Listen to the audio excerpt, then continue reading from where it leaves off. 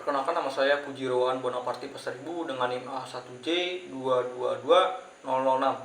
Jadi saya akan membahas tentang resume saya. Yang pertama ada definisi wacana, definisi analisis wacana, ruang lingkup analisis wacana, unsur internal wacana, unsur eksternal wacana. Yang pertama ada definisi wacana. Wacana adalah unit komunikatif yang lebih besar daripada kalimat tunggal dan terdiri dari serangkaian kalimat yang berkaitan secara koheren dan kohesif untuk menyampaikan suatu gagasan, informasi, atau pesan tertentu.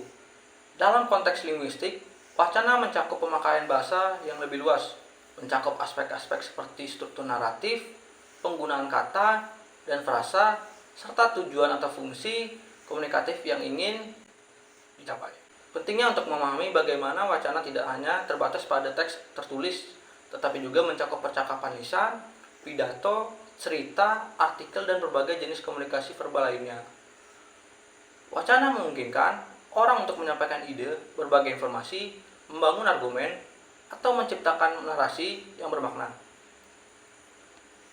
Dalam analisis wacana, peneliti memperhatikan berbagai aspek, termasuk struktur, konteks sosial, dan budaya.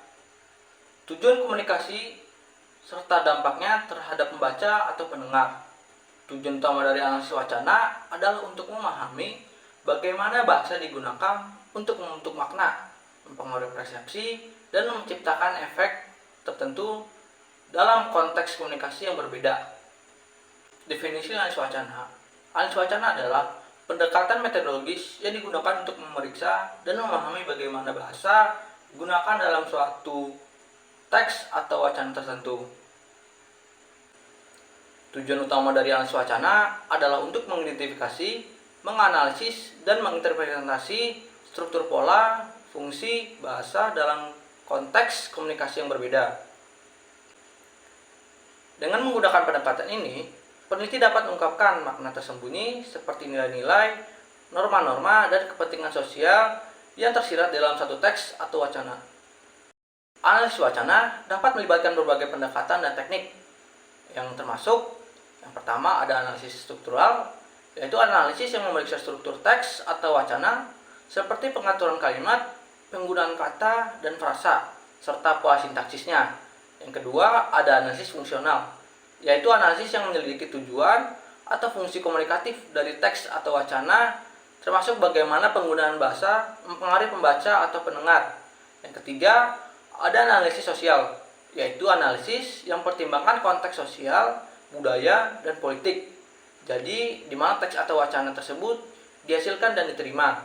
Yang keempat, ada analisis kritis, yaitu analisis yang memeriksa aspek kekuasaan ideologi atau dominasi dalam penggunaan bahasa, serta mempertanyakan norma-norma yang tersirat atau bias dalam teks atau dalam wacana.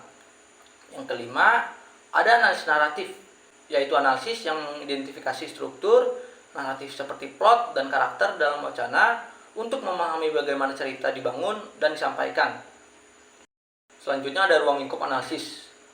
Ruang lingkup analisis wacana mencakup berbagai aspek bahasa dan konteks yang dapat dipelajari dan dipahami melalui pendekatan analisis wacana.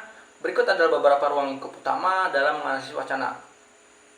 Yang pertama, ada struktur bahasa yang meliputi analisis sintaksis atau struktur kalimat seperti leksikon atau kata-kata dan frasa, dan fonologi sistem bunyi dari teks atau wacana. Hal ini mencakup pemahaman tentang bagaimana elemen-elemen bahasa ini diatur untuk menciptakan makna dan kohesi dalam teks. Yang kedua, ada fungsi komunikatif, yaitu fungsi yang memeriksa tujuan atau fungsi komunikatif dari teks atau wacana, termasuk apa tujuannya adalah untuk meyakinkan, menghibur, dan memberikan informasi atau merayu. Analisis ini juga mencakup pemeriksaan tujuan atau dampak yang diinginkan oleh pembuat teks, konteks sosial, dan budaya. Analisis ini juga mencakup pemeriksaan tujuan atau dampak yang diinginkan oleh pembuat teks. Yang ketiga ada konteks sosial dan budaya yang mempertimbangkan aspek-aspek sosial, budaya, dan politik dari teks atau wacana, termasuk latar belakang pembuat teks, audiens yang dituju, serta norma-norma dan nilai-nilai yang mempengaruhi penggunaan bahasa. Selanjutnya ada unsur internal wacana. Unsur internal wacana merujuk pada komponen-komponen yang membentuk struktur dan makna dalam teks atau wacana itu sendiri. Berikut adalah beberapa unsur internal wacana yang penting. Unsur yang pertama ada kalimat. Kalimat adalah unit dasar dalam wacana yang terdiri dari serangkaian kata yang membentuk makna yang lengkap. Kalimat yang membentuk struktur sintaksis dan kontribusi terhadap alur dan pemahaman teks. Yang kedua, ada kohesi. Kohesi mengacu pada hubungan antara kalimat-kalimat dalam wacana yang memastikan kelangsungan dan kesatuan teks. Hal ini termasuk penggunaan referensi, konjungsi, dan kata penghubung untuk menyatukan informasi dalam wacana. Yang ketiga ada koherensi. Koherensi adalah kesatuan tematik dan makna dalam wacana yang membuat terlihat logis dan dapat dipahami. Hal ini melibatkan hubungan antara gagasan dan informasi dalam teks yang menjaga konsistensi dan kelogisan. Yang keempat, ada struktur naratif. Struktur naratif mencakup elemen-elemen seperti pengenalan, konflik, klimaks, penyelesaian yang membentuk alur cerita dalam teks naratif. Hal ini juga mempengaruhi bagaimana cerita disusun dan disampaikan kepada pembaca atau pendengar, seperti kata-kata kunci dan frasa. Selanjutnya ada frasa. Frasa adalah elemen penting dalam wacana yang menyoroti atau menekankan ide-ide tertentu. Mereka seringkali menarik perhatian pembaca atau pendengar pada aspek-aspek penting dari teks. Yang kelima, ada struktur argumentasi. Struktur argumentasi dalam teks persuasif atau argumen, yaitu struktur argumentasi yang mengatur urutan dan presentasi argumen yang digunakan untuk mendukung suatu klaim atau pendapat. Hal ini juga termasuk penggunaan premis, seperti bukti dan kesimpulan. Yang keenam, ada gaya bahasa. Gaya bahasa adalah mencakup pilihan kata, seperti ritme dan nada dalam penulisan yang memberikan karakteristik khas pada teks. Gaya bahasa juga dapat mempengaruhi nuansa emosional persuasif atau artistik dari wacana, seperti kayak pengulangan dan paralelisme. Yang ketujuh ada paralelisme, yaitu pengulangan kata-kata, frasa atau struktur kalimat tertentu yang dapat digunakan untuk memperkuat makna atau efek tertentu dalam wacana. Paralelisme juga adalah penggunaan pola yang serupa atau seimbang dalam kalimat atau pasangan kalimat untuk menciptakan kesan harmonis. Materi selanjutnya ada unsur eksternal wacana. Unsur eksternal wacana adalah faktor-faktor yang berada di luar teks atau wacana itu sendiri, namun mempengaruhi produksi, distribusi, dan penerimaan teks tersebut. Berikut adalah beberapa unsur eksternal wacana yang penting. Yang pertama, ada konteks sosial. Konteks sosial ialah faktor-faktor yang seperti budaya, nilai, norma, struktur sosial, dan keadaan historis di mana suatu teks atau wacana tersebut diproduksi dan akan diterima. Hal ini mempengaruhi pemilihan bahasa, tema, dan tujuan komunikatif di dalam teks.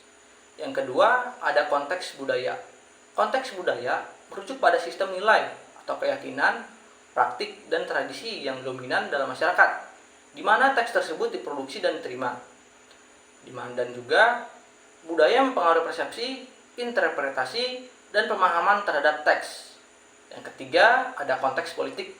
Konteks politik mencakup faktor-faktor seperti kekuasaan, ideologi, struktur politik, dan situasi politik yang mempengaruhi produksi dan penerimaan teks. Politik juga dapat mempengaruhi isi naratif atau pesan di dalam wacana. Yang keempat, ada konteks sejarah.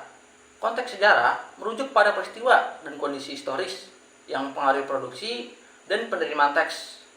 Perubahan sosial, politik, atau ekonomi dalam sejarah suatu masyarakat tanpa tercermin dalam suatu bahasa dan tema di dalam wacana. Yang kelima, ada konteks institusional. Konteks institusional melibatkan lingkungan atau lembaga di mana suatu teks tersebut diproduksi atau disampaikan, seperti lembaga pendidikan, media massa, atau pemerintahan, seperti aturan, norma, dan praktik institusional yang mempengaruhi cara teks diproduksi dan disebarkan. Yang keenam, ada audiens. Audiens adalah orang atau kelompok yang dituju atau menerima teks atau wacana tersebut, seperti karakteristik audiens seperti usia, latar belakang, budaya, atau pengetahuan sebelumnya, seperti mempengaruhi cara teks diproduksi dan disajikan. Yang ketujuh, ada medium komunikasi. Medium komunikasi merujuk pada cara teks atau wacana disampaikan kepada audiens, baik itu melalui media cetak, media digital, televisi, radio, atau lisan. Medium komunikasi mempengaruhi gaya seperti kayak format dan jenis bahasa yang digunakan dalam teks. Yang ke-8 ada konteks teknis. Konteks teknis mencakup aspek-aspek teknologi, format atau platform yang digunakan untuk produksi yang disebut distribusi teks, seperti software, perangkat keras, atau infrastruktur jaringan. Konteks teknis dapat mempengaruhi cara teks dan diproduksi dan disampaikan. Sekian materi dari saya, semoga bermanfaat. Terima kasih.